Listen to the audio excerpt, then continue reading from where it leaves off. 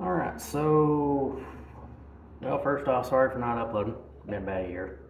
I've been busy, that's my excuse. But, anyways, um, put together a new rifle. I say put together. Actually, I bought it and then swapped out half of the parts on it, pieces and all that. But it's a budget fighting rifle. Ranged toy, whatever. I built it primarily as a crap hit the fan gun that I can take to the range and have fun with, and just keep in the truck for whatever reason if I ever need one. But anyways, I'm just gonna go over what I've got on it, why I've got on it, and to the best of my ability try to quote the prices I paid on everything. It's well under $1,000. I mean, we're talking like Amazon and Cabela's stuff on it and eBay. It's good stuff. But first and foremost, for everybody out there,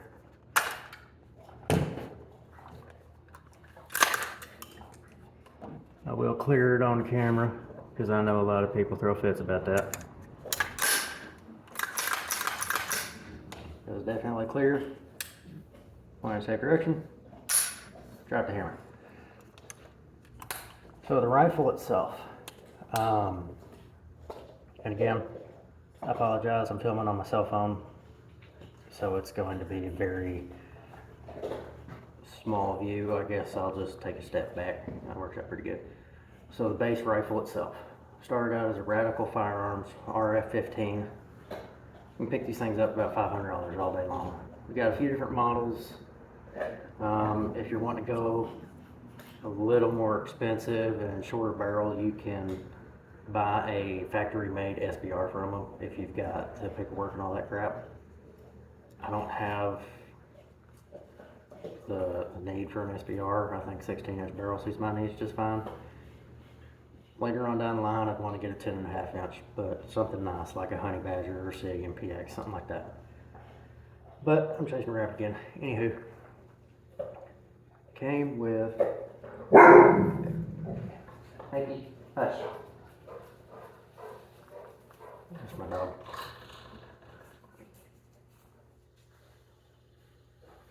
Hank, come here. Leave people alone. Just me.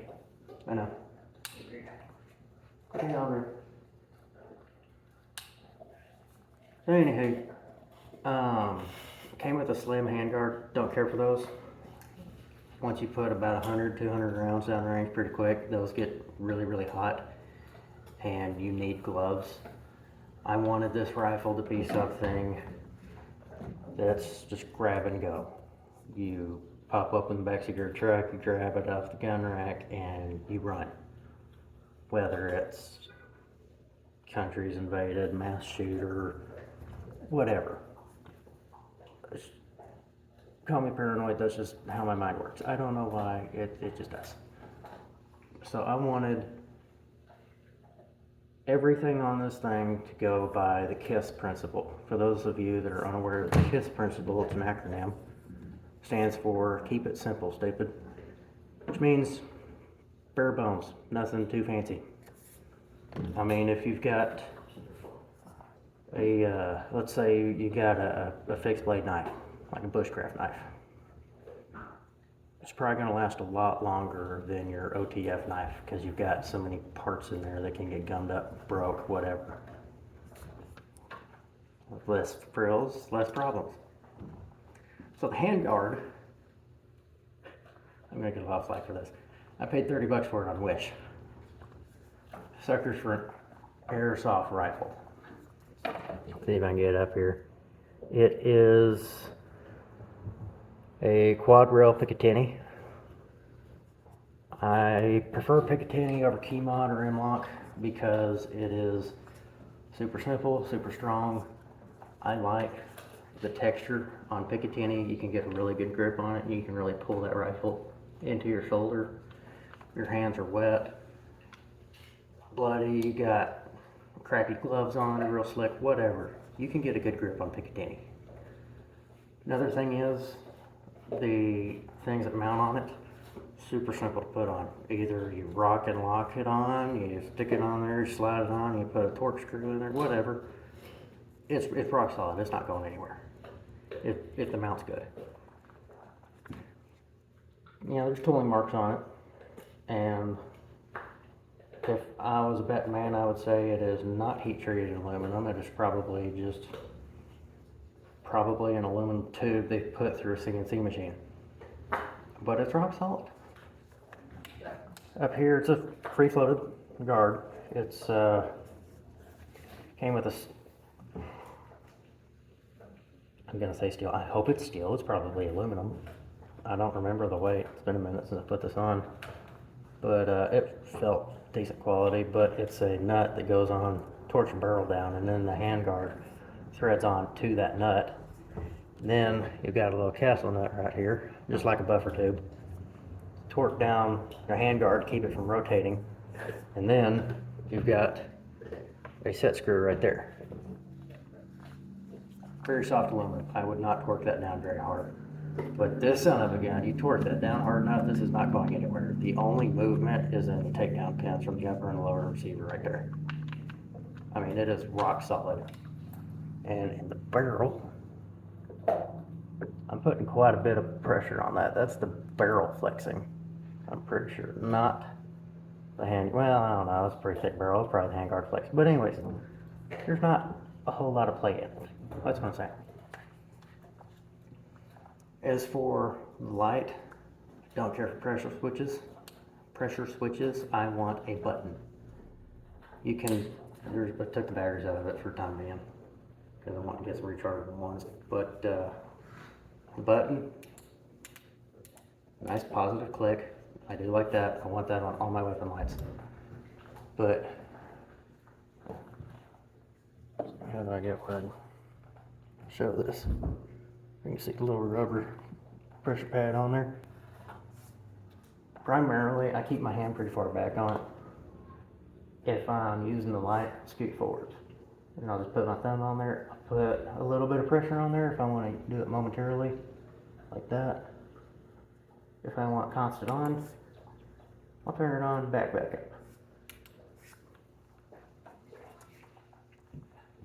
It is, what is this thing? It's called Wadson, W-A-D-S-N. It is a Surefire M200 knockoff. I believe it's the M200. Anyway, it was $50 on Amazon. It came with two mounts. It came with a Picatinny mount and a M-LOK mount. And unfortunately, that little screw right there stripped out. Couldn't torque it down good enough, and the tolerances were off ever so slightly on it. So first time I took this out to the range and did a trial run to get it sighted in, make sure everything stayed on. That did not stay on. It fell off, which was bullcrap. Didn't care for that. So what I did was I put a bunch of super glue inside the threaded hole, put it back in there, let the super glue dry, and then just threw 2 zip ties on there for insurance. Making our way back. Sling mount. I like my slings to be free, do whatever they want to do. The phone's up against a wall too. There's nothing on the other side. No, nobody else. But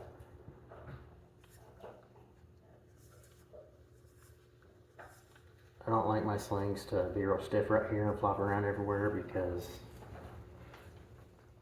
when I throw my rifle on, if I'm wearing a plate carrier, I'll tilt it out a little bit like that. You can't really see it's on camera, but I'll wear it more at an angle like that. If I'm just plain t-shirt out in the range, I'll keep it more down, more vertical like this. That way it's easy to just pick up, whether if you're going to the optic or you're going to the 45, whatever you're doing. Whenever you raise the rifle, it's easy to grab it, pick it up. If your if you're swapping from this, you're transferring from a rifle to a pistol. So you drop it and get a pistol out. Whatever. If you're the type that really likes to go all out, you can swap it behind you with the muzzle up. But that's why I like my sling really loose. That way it doesn't get tangled up on crap, doesn't get twisted up. Nice, easy. That's another reason I like the 2-point sling. How I've got it mounted is a off-brand, again, Amazon, just a little sling loop right here. And what I did was I tied a prusik, looped the prusik through there, and then put an overhand knot right there to keep it from falling out if I ever want to unclip it. And the sling itself is a CV Life quick adjust rifle sling with HK sling clips on it. Again, unbranded. I'm trying to remember. I think the clips were like $5. Sling was $12. Sling loop was about $10. And it was a 2-pack, all Amazon. And then, same thing in the back here. Through the M-lock slot or the sling slot on the stock. Same setup. And then for my backup irons, I prefer an optic because, I mean, obviously with glasses I'm blind as a bat. But I have trust issues with everything and I want everything bomb-proof and I want a backup and a contingency plan for everything. So I put backup sights on my rifles. ADD moment. The backup sights, the Magpul Imbus, I think that's what they are. I don't know. They're about $100. I got them on eBay, brand new. I think they're like 90 and some change, but I freaking love these things. Just quick deploy, just pops right up. But they're 100% toolless. Again, crap at the fan rifle, I want minimal tools. I want to be able to do pretty much everything on this with my Leatherman. Or just a standard run-of-the-mill toolbox. So the sight post on this thing is adjustable. This is a little knob right here. Polymer. Adjust it on a whim. Don't bark. Hank? No. Hanky? Behave. Going back, I already mentioned the optic. It is a fake hog. It is unbranded ACOG knockoff from, where did I get that? Did I get that off eBay or Amazon? I think it was Amazon. I don't know, it was one or the other. It was about $100. Bomb-proof though. It's all aluminum. Even the windage and elevation caps on there. I mean, that's not the highest quality, but it's aluminum. Pretty nice. The I won't adjust it because it's already preset. But the adjustment knobs, you get a nice positive click. And I've put 800 rounds through this thing of Kula steel case bullcrap ammo. Got a lot of round or cases stuck in the chamber, so I did a lot of mortaring on this thing in the dirt, in the desert, and hadn't shifted at all. This thing's rode the back of my pickup, just thrown in the bed, gone a couple miles down dirt road, no adjustment, roads in the back seat of my truck all the time. Nothing. I mean, it is solid. I did put a little bit of electrical tape up on top because it was a little bright for my liking. And that's about it there. I do like the mount that came on it because, again, It's got a nice big flathead slot in there. So you can take it off to get to your irons with a Leatherman, a key, knife, whatever you need, whatever you find. You can probably do it with a piece of scrap steel you found on the ground, pair of pliers, whatever. So these knobs are nice and big, so you can get a good hold of them. I torqued them down though. I did have issues with them loosening them up a little bit, even though there's a lock washer on both of them. Put some Loctite on there, it'll be fine though. Kept the standard OEM charger handle, just mil spec, run of the mill, dust covers the same. The only thing I changed internally is the buffer spring. When I'm firing, even through my big old earmuffs, I could hear that spring going ka-chunk, ka-chunk, and I hate that. It drives me nuts, and I find it difficult to focus whenever that spring's going ka-chunk, ka-chunk, ka-chunk. So I put a silent buffer spring in there. Come on now.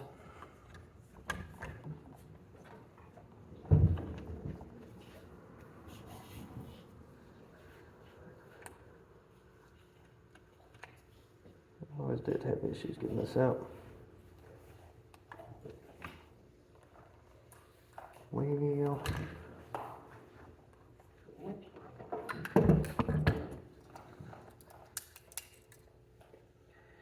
here we go with the Leatherman again.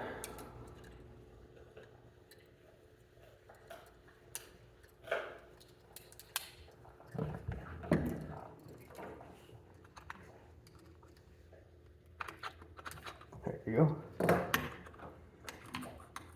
Freaking love this thing. It's a steel weight. It's hollowed out with a rubber buffer on there. You got your dinky little buffer spring in here that cycles. See all of them on this very nicely finished steel guide rod. Basically an overgrown Glock spring, or just any captive recoil or non-captive pistol recoil spring. And then it just goes in there with this little plastic piece in there that locks onto your little buffer retainer pin in there. Super, super nice. I've pulled this out of my other AR that's currently a parts gun. This thing's probably got about 1,500 rounds on it. Never had a single issue. Not one in the world. Aside from the fact it's a pain in the butt to put together whenever you measure guide rod. But if you put it together right, it's a dream.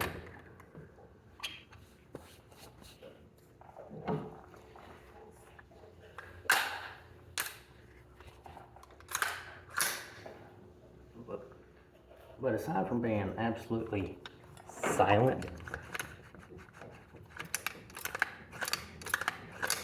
I mean, the only thing you hear is a bolt moving back and forth in there. But it is stupid smooth. I mean, you can hear it. It is nice. As far as the furniture goes, I've got a Magpul Mo SLK stock on there because I like a smaller, more compact stock. Not quite a PDW stock because I do like it to be adjustable.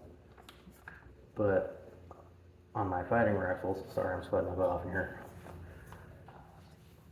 or anything like this that I want to keep kind of compact, I like it up close, tucked into my torso. Pretty close.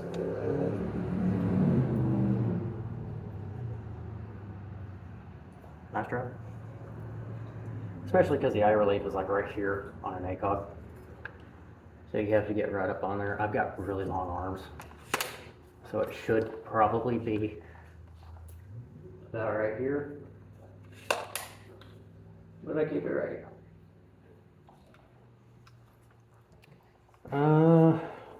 Hopefully it says.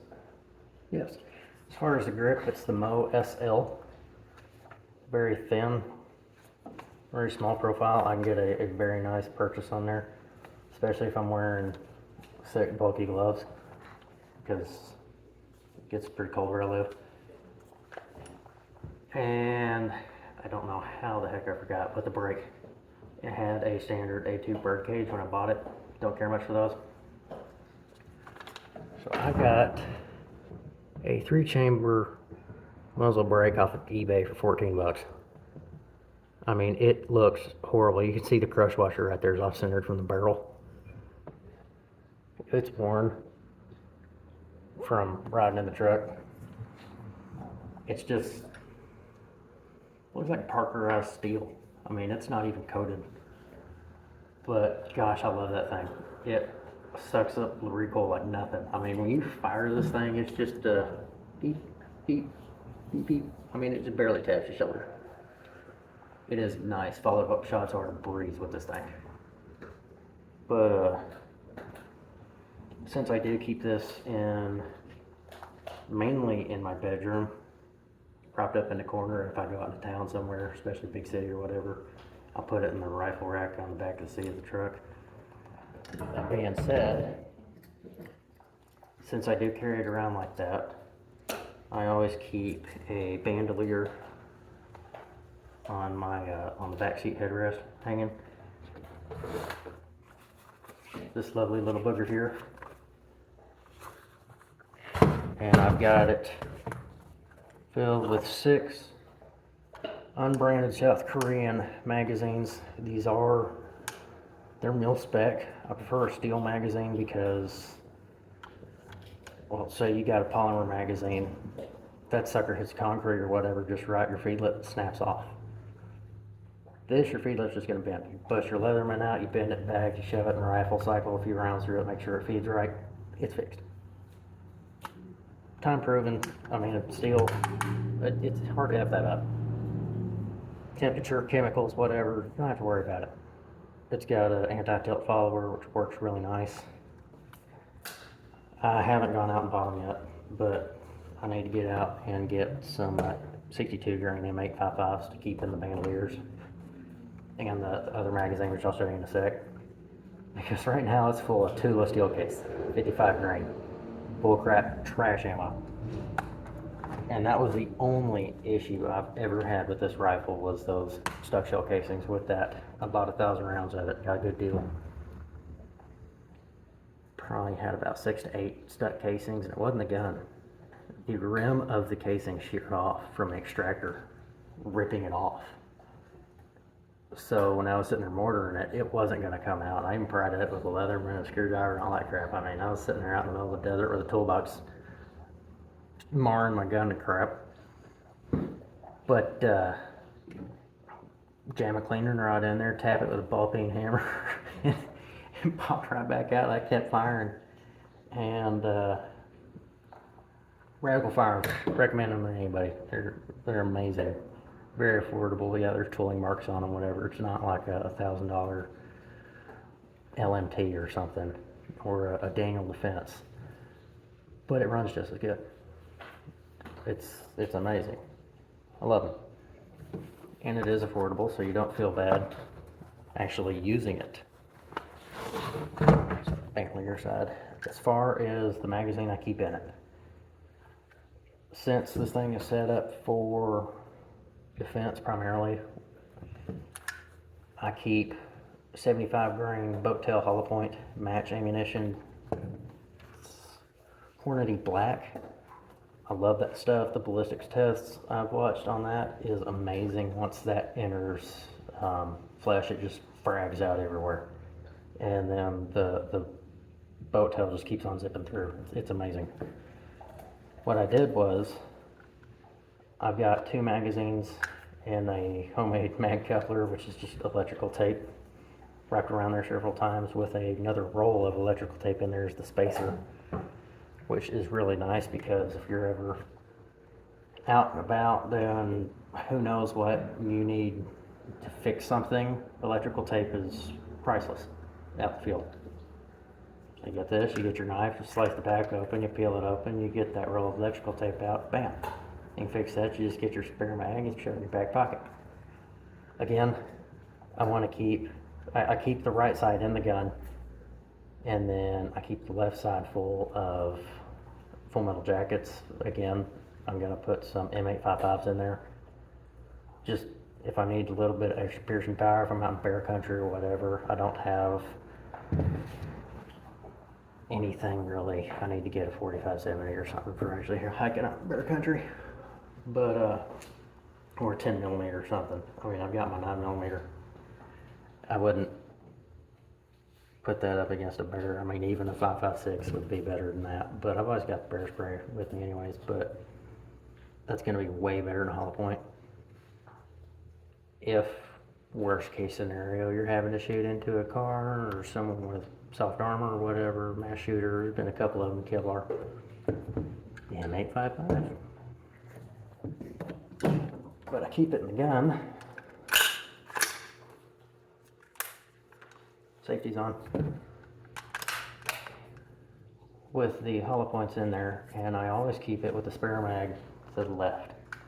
That being said, the reason I do that is because once I have fired my last round, that bolt locks back.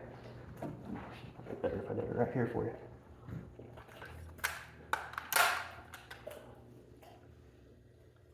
That way I can hit my bolt release. Because if you do it right there, you got that mag, you got to reach around, and that is a pain in the butt. That way you can reach your bolt release. Whether you're tapping with your thumb, slapping it with your palm, playing hacky sack with it, hitting it with your heel, whatever the heck you're doing. But, yeah, that's pretty much it.